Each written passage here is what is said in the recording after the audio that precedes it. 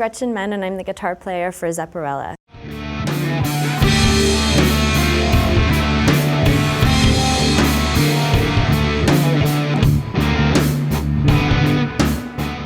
Okay, so I want to just tell you a little bit about how I learn Led Zeppelin songs, or at least how I go about learning really any song, but we're talking about Led Zeppelin today. The most important thing I can recommend is to get something like, the program I use is called Transcribe. There's also one called AnyTune. And what those both allow you to do is to import a track, slow it down, and then control pitch and tempo separately from one another. So you can loop a section, you can slow it way down, and you can hear it really, really accurately. Probably the best $30 or so that I've ever spent. Another thing I do is I try to watch a lot of Led Zeppelin live and see how Jimmy approached doing certain things in the live context. And while sometimes it doesn't really get you very close to what's going on the album because they were so improvisatory as a band, it can still give you an idea of how you might be able to approach things. I make a lot of adaptations. A lot of times the things that were going on the album were very layered and multiple tracks of guitar, or maybe you have an acoustic guitar and an electric guitar.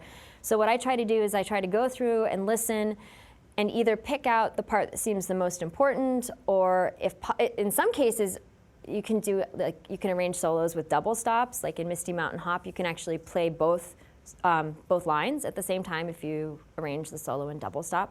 Or I'll just try to pick out the part that seems the most important to me, and that's also where I'll often go and see what Led Zeppelin did live to see what might be a faithful representation, given that there's only one guitar player in Zepparella. Another thing I'll do is I will often reference reputable transcriptions, and reputable is a very subjective term, but a good way, at least the way I've approached it a lot, is anytime you have to pay for something, often, I say here on this free channel, often having to pay for something means that extra time and investment and care and attention to detail, I think, is more likely to be there. When I first joined Zepparella, I got all 4 of these, and that really helped. You may find that as you start learning a new type of music, even if you're an experienced player, what I found is that maybe the first couple songs or the first couple solos I learned by a new player are a lot harder, and then you start to assimilate kind of the dialect of that particular player, and then it becomes easier as you go along.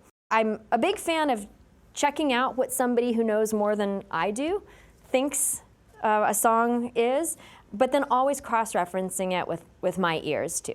A technique that I use a lot, and I wish I had figured it out earlier, is to listen once, play once. And that doesn't mean the whole track, it means the section that I'm working on. Is if I'm trying to hear exactly what something is, or a solo that's not quite jumping out to me, is I'll listen once, and then I'll play along with it one time and see if it seems right to me. And something that's really important is to make sure that your guitar isn't turned up so loud that it's drowning out the track. You want to have it actually a little bit under the track, so that you can really always be referencing the track with your ear.